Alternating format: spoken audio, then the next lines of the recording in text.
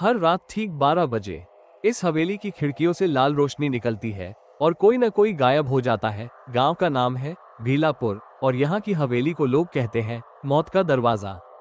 कहा जाता है एक औरत लाल साड़ी में अब भी हवेली की छत पर खड़ी दिखती है और जो भी उसकी आंखों में देख ले वो दोबारा कभी सांस नहीं लेता।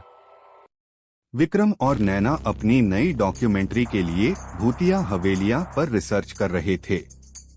तभी उन्हें भीलापुर की हवेली का पता चला। गांव में पहुंचते ही रामदीन ने उन्हें चेताया, ठाकुर की हवेली सिर्फ ईंट पत्थर नहीं है बाबूजी, वो पापों का मकबरा है, वहां मत जाइए। लेकिन विक्रम सच जानना चाहता था। शाम होते ही दोनों हवेली की ओर निकल पड़े।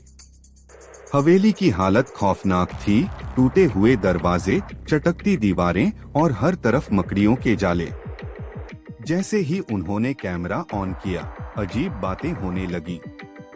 नैना का कैमरा बार बार बंद हो रहा था। हवेली के अंदर किसी के चलने की आहट आ रही थी। एक पुरानी तस्वीर दीवार पर लटक रही थी, लाल साड़ी वाली औरत।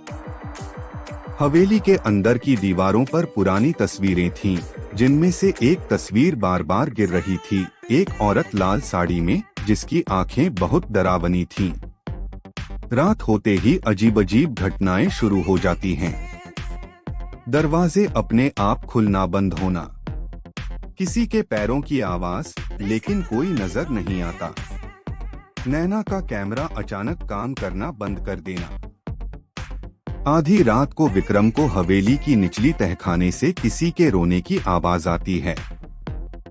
वह नीचे जाता है और देखता है एक औरत दीवार से जंजीरों में बंधी है और चीख रही है। वह जैसे ही उसके पास जाता है, औरत पलटती है। वो इंसान नहीं थी, उसकी आंखों में खून था और चेहरा सड़ा हुआ। वह चिल्लाती है, मुझे यहाँ कैद किया था ठाकुर ने। अब हर साल जो भी आता है मैं उसका शरीर लेती हूँ। नैना विक्रम को बचाने नीचे आती है और पुराने अखबारों से पता चलता है कि 1953 में ठाकुर ने अपनी पत्नी को जिंदा दीवार में चुनवा दिया था। तभी से उसकी आत्मा भटक रही है। नैना उसकी आत्मा को मुक्ति देने के लिए हवन करती है, लेकिन ठाकुरनी आत्मा कहती है, अब देर हो चुकी है, मैं तुम्हारा भी इंतजार कर रही थी। वो नैना पर हमला करती है, लेकिन विक्रम बीच में आ जाता है। विक्रम को वो खींचकर अपने साथ तहखाने में ले जाती है और तहखाना बंद हो जाता है। सुबह गांव वाले हवेली आते हैं, दरवाजा खुला होता है। नैना बेहोश होती है, लेकिन जिंदा होती है। पर विक्रम की कोई निशानी नहीं होती।